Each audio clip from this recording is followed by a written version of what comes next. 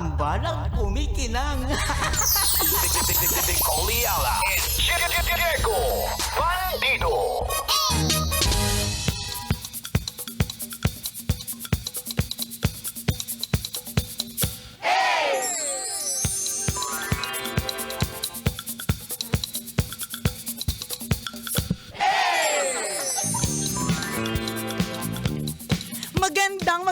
Kumakain kasi ako chichirya. Pag nagsalita ako, kagad tatalsik lang. Okay, ito na. Magandang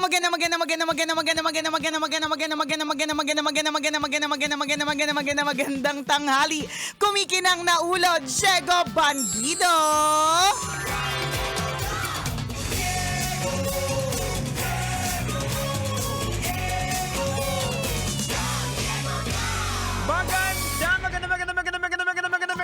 Magandang tanghali. Kumikinang ina.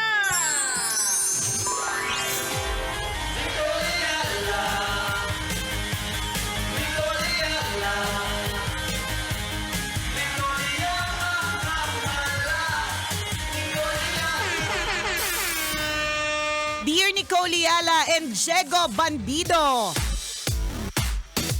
Kanina po nakikinig po ako ng Dear Love. Aaminin ko po na ako po ay isang babaero. So totoo po ba katulad nung kwento kanina sa Dear Love na kapag ka babaero ka, ang gante ay sa mga anak mong babae? Hala, natatakot ako! Ala. God bless the tambalan! Pero hindi ko mapapromise na hindi ako magiging babaero. Ayan na. Ala. Alam nyo minsan, meron tayong mga naririnig, napapanood at nababasa na magre-remind sa atin na may mga bagay-bagay tayong nagagawa na hindi tama. At ngayon, kapag ganyan na ni-remind na tayo, binigyan tayo ng pampagising, di ba, pang kinuhit ka. At sinabi na ko yung ginagawa mo mali, ganyan. Huwag mo nang parang iyabang pa, nagagawin mo pa ulit, di ba? Na-justify mo. True lalo. Okay, eto ako. Naniniwala ka ba doon? Kasi Oo. sabi daw, ako din eh. Kasi ako biblically speaking, Ayan. sinasabi kasi sa Bible na ang kasalanan ng magulang, ang mananagot yung anak, apektado ang buong pamilya Ayan. hanggang fourth generation. O kung si Diego Bandido meron siyang biblically speaking, syempre, meron naman akong scientifically speaking. Okay. Ayon sa science, Aha. joke, wala. Kaya nga, di ba, ako, wala. iniisip ko yung yung tatlong heart attack ko, malamang isa sa mga consequence na nangyari yun sa akin, sa Ginawa ko ng dati. mga magulang. Hindi, Ay, ikaw mismo. Oo, ako mismo. Yung dalawa naming anak na hindi natuloy, na nakunan yung misis ko una, tapos na itopic. Isa sa mga naniniwala ako na consequence ng mga pinagagawa ko dati. Pinagagawa mo or pwedeng ang pinagawa ng ninuno mo. Posible din. Na ikaw nga din Kaya yung sinasabi ko na pinagagawa ko dati kasi dati nang babae din ako. Ayan. Oo. Ikaw na Ha? nakikinig ngayon, ha? Ikaw na Gusto nakatutok mo? ngayon. Gusto Sige, mo? try mo. Tatlo. Aswerte pa to si Diego Bandido kasi nandito siya sa kumpanya namin. Correct, oo. Merong tagasagot nung Tama. kanyang heart issue. Ikaw. Ayan. Iba-iba tayo. Oo. Hindi, yung sinasabi kong scientifically speaking, dun sa nababasa kong libro about the brain, meron talagang effect. Yung, kunyari, ikaw ngayon. Kunyari ito. Kaya ako ngayon pa lang, gusto ko na lang, hindi pa lang ngayon. Simula nung nabasa ko yung libro na yon about the brain, nagsusorry na ako agad-agad sa future generation ko. 'Di ba? Kasi ang nakalagay doon, kung ikaw ay naging addicted to smoking, ganyan, o kaya kung ano man, yung mga ganyang klase mga vice na hindi maganda para sa katawan, aminin na natin yan, meron po malaki Na-absorb ng katawan, ng genes mo. Oo, 'di ba? Merong malaking possibility, hindi nga malaking possibility talaga nga yung chance na yung susunod na henerasyon meron siyang magiging obese, Correct. meron siyang magkakaroon ng mga kung anumang mga problema na konektado dun sa mga ginawa mo. So, Kaya ibig dun sa sabihin- mga nagve-vape ngayon, alam Oo. nyo na, 'di ba? O inabsorb ng katawan mo, tapos nagkaanak ka, naipasa yung genes Naipasa. hanggang sa... Oo, kasi pasa-pasa naman po Oo. yan eh. Mana-mana naman po talaga ang lahat ng bagay eh. 'Di ba? Kunyari, ba't ko sinasabing mana-mana ang lahat ng bagay? Huwag kang mag-expect na magiging 6-footer ka kung ang mga magulang mo o kaya lahat kayo pag nagre-reunion, bangkito lang ang Oo, height. mga Gasolito punggok. lang, correct. Huwag kang mag-expect na maging 6-footer ka. Pwede siguro kung nahaluan. Yan. Ayan. Ano nangyari? May nagkaroon ng ganap na iba Oo. at nahaluan ka. Tama. 'Di ba? Kasi it all boils down to genes. Yes. Genes namamana po 'yan, 'di ba? Kaya nga papansinin mo ang isang pamilya, magkakamukha sila, magkakawangis, Oo. 'di ba? Magkakakulay, 'di ba? Nagkakaroon lang ng mga changes eventually kasi may siyensya. Oo, tama. 'Di ba? Kasi kunyari sa aming apat na buong pamilya, ako talaga yung pinakamaputi sa kanila. Siyensya na 'to, 'di ba? Kasi mana sila lahat sa tatay nila, ang tatay nila moreno, 'di ba? Kaya mas maputi ako kay Princess, mas maputi ako dun sa bunso ko kasi siyensya na. Pero otherwise, ano yan mana-mana talaga yung kulay, Tama. ugali actually. Oo. 'Di ba? Yung mga ganong klaseng eksena. Kahit yan nga yung mga sakit, di ba? Halimbawa, sa pamilya nyo, Sakit. high blood kayo. Correct. Kasi yung puno, mabuso sa katawan, Yan. sumiksik na sa genes, yung lifestyle, yung kain, Ayan kung ano, na. naipasa sa mga bata. Yun na nga. Yan. Hindi ba't kaya kapag ka nagpapa-check up, laging tinatanong yun? Parang Oo. gusto mo sabihin dun sa doctor tsaka nurse, pakialam nyo naman kung may history kami. Pero lagi tinatanong, ang Oo. pamilya po ba ay may history ng cancer? May history po ba ng hypertension, Yan. high blood, diabetes, ganyan. Oo. Kasi merong bearing kung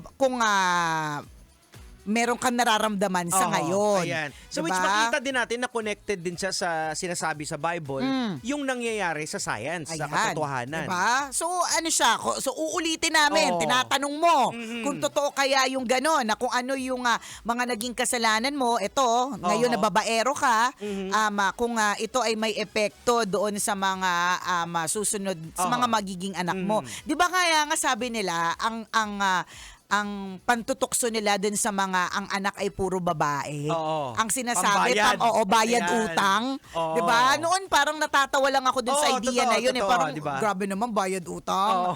Siguro ganyan. Pero meron daw Meron at merong And then, tsaka tingnan mo, hanapin mo yung mga buhay na mga naging babaero dati. Tingnan mo Ayan. yung buhay nila. Ayan. Yung sa pamilya nila, anong nangyari. May Diba ga- magulo? At saka alam mo, kahit na kunyari hindi ka naniniwala kasi feeling mo walang proof yan, ganyan, or whatever, di ba? Simple lang Ang pambababae ba ay ginagawa ng isang tao na, is it kindness? Aha. Is it good na iba-iba ang mga babae mo, niloloko mo yung mga babae? Yun lang yun Kahit pa, wag na nating isipin yung susunod na generation, sa totoo lang. Kasi hindi mo naman sila makikita. Hindi naman natin sure kung mag-rapture na bukas, di ba? So, so hindi ko naisipin yung susunod na generasyon. Aha. Yung ngayon na nga lang, yung ginagawa mo, okay ba yan? Proud Ayan. ka pa? Correct. Oh. Hindi mo Mainit ang pwedeng- ulo ko ngayon. Hindi pwedeng i-justify. Hindi pwede. Hindi pa natutunawan ng chichirya si Hindi Nicole. pa. Huwag kang ganyan. Ganitong nabitin ako dun sa kinakain kong chichirya. At kailangan ko na magtambalan Oo. Diba? So, hindi mo pwedeng i-justify. Hindi na ito, sige, gets ko yung, pakalam ko naman sa future generation. Oo. Or, iniisip mo, totoo ba yan? Hindi naman totoo hindi naman yan totoo. Yun na nga lang Tatanong namin, tama ba yung ginagawa mo? Yan. Diba? Yun ang bababae ka, nanloloko ka, nagsisinungaling ka. Ang daming kaakibat na dyan Tama. na kasalanan sa pambababae. Correct. Oh. Oo. Parang ano lang yan, ripple effect, 'di ba, ng Oo. kasalanan. Parang halimbawa kayo dito sa trabaho, kung yung isa sa inyo may ginawa na hindi maganda, maapektuhan yung buong team. Totoo. Ganun lang yun. Di ba parang katulad ng yung mga sa mga schools? Ewan ko kung ngayon ganun pa rin ang ruling Pero natatandaan ko dati, sa school namin, bawal kang lumabas ng naka-uniform. Aha. So, dapat ang uniform is only worn sa school. Sa school, Yun oo. lang siya talaga. Hindi ka pwedeng maglakad-lakad sa Glorieta, hindi ka pwedeng rumampat, bumili sa kung saan-saan na Oo. nakasuot ka ng uniform. Kasi dati kaya yung mga bulakbul dati may baon na pang sibilya. Yan, correct. Kasi representation yung Yes. na sa totoo lang nakakainis mang isipin pero totoo na pag merong nabalitaan na naka-uniform, na nakikita naninigarilyo for example, tas na naka-uniform, Aha. hindi natin maiiwasan na ang thinking ng mga iba, grabe, pakawala lahat dyan. Correct. Oo. 'Di ba? Lahat ng mga estudyante diyan, ganyan, Oo. hinahayaan ng mga magulang, may ganun ng judgment. Tama. Kasi nga, kung ano yung gawin mo, iniisip nila na ito na yung kabuuan. 'Di ba mayroong ganon? Correct, Oo. oo. Kaya nga kapag halimbawa may sa tropa may durugista, may isip mo ni ibang mga katropa durugista Tama. din, 'di ba? So ganon, merong po siyang ripple effect. At dahil may ripple effect ang kasamaan, ganon din naman ang ripple effect ng kabutihan. Yan, oo. Huwag din nating kakalimutan na meron ding positive side. Correct. Kung hanggang 4th generation sinasabi sa Bible, yung consequence ng kasalanan, yung mga sumusunod naman kay Lord, Ayan. thousands of generation ang ibe-bless.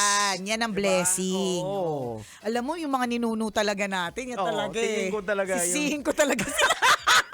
Tapos ang nakakalungkot, di ba maninisi tayo ng ninuno? Oo.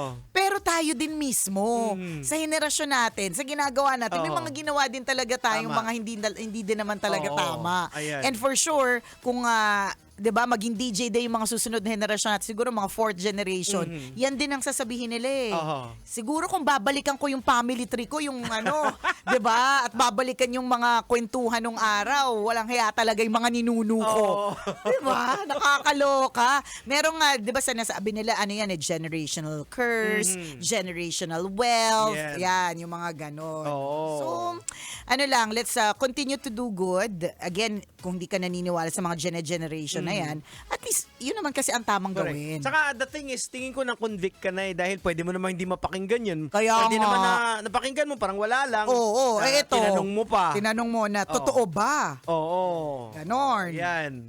So, iwasan na yung mga ganyan para walang may madamay. Okay lang sana kung ikaw lang. Kaya nga. Oo, Oo. pero may madadamay eh. Oh, yan Yun na. yung sinasabi natin na parang unfair ang mundo kasi may mga inosente Correct. na nadadamay. Totoo yun. It's a messed up world Ay, talaga. nako, napaka-messed up talaga ng world na ito. Kaya nga, isa po itong pagpapaalala sa lahat ng mga magulang na because we have a messed up world, 'di ba? Let's continue to try our best. Hindi Yes. naman natin talaga magagawa ng perpekto ang mga bagay-bagay, 'di ba? But let's continue to try our best na i-prepare yung mga anak natin Correct. sa messed up world na meron tayo, 'di ba? Ayan. Na ano sila, matapang. Correct. Hindi basta na kapag ka merong matinding pagsubok, ano ba yung kanilang unang gagawin, 'di ba? Yung mga ganon. Inihahanda natin sila kasi ngayon talaga ang mundo ngayon ako Apakagulo, apaka-messed up, Oo. apaka-lahat. Oh, kaya hindi natin masisisi may mga iilan na ayaw na nilang mag-anak. Ngayon, totoo. Kasi sa nakikita nila sa Correct. panahon ngayon, Totoo. mahirap eh. Alam mo dati, Jegs, ginajudge ko yan yung mga taong ganyan na parang, alam mo naman, Sinong judger. Nicole Ayala yung nagja-judge na yan? Ano hindi ko ala the judger? Feeling perfect, akala mo naman ang tangos ng ilong. Ang bilis Dati tumayo. Nicole Ayala. Alam mo. As a judger, di ba? Dati ganun ako eh. Grabe Oo. naman, ayaw mag-anak. Eh, di ba, ang pag-aanak ay isang blessing. Pero totoo eh, Oo. pag naisip mo nga naman na napakagulo ng mundo, mag-iisip ka rin. Tama. Ay nako, basta mag-isip-isip kayo. Correct ka. Ako pong kumikinang naulo, Diego At Bandido. akong kumikinang ina mo, Nicole Ayala.